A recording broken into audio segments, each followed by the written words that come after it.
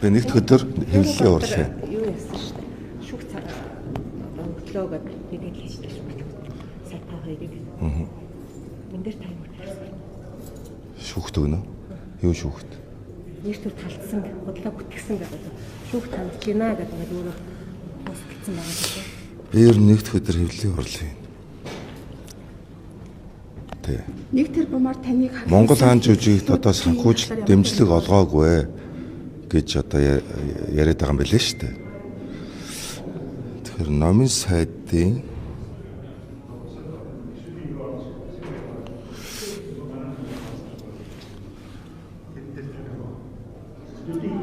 сайдын юм ба шүү дээ.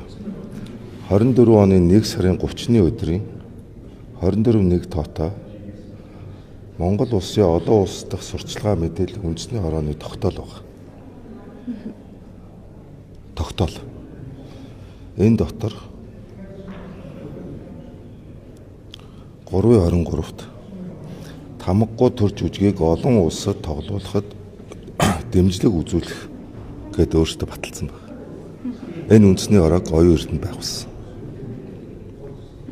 Таныг нэг тэр бумаар харлуулсан хэвлэлүүдийн талаар баримтаа хизээд илгэх үе одоо нийтээр нь ингээд харлуулад таны хувьд бол удаанаараа би бол хэвлэл мэдээллийн салбарт одоо хүндэтгэлтэй ханддаг.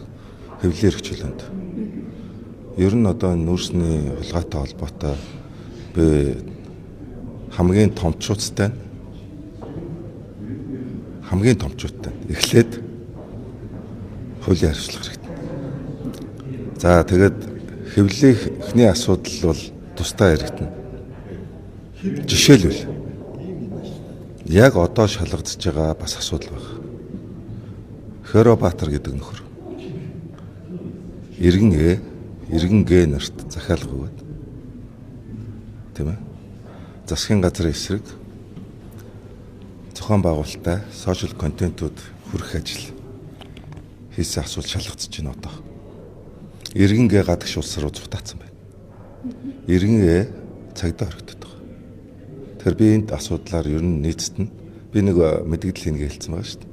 Тэр тодорхой баримттай тэр дотор тодорхой хүмүүсийн бичлэг хийг үзүүлж даваа гаргахт би бас олон нийтэд нээлттэй танилцуулна гэсэн бодолтой байна. нүүрс чинь төлөвлөлтийг зарлах уу? Гэхдээ харин би хэлж шít. Тодорхой бичлэгтэй гэж хэлж шít.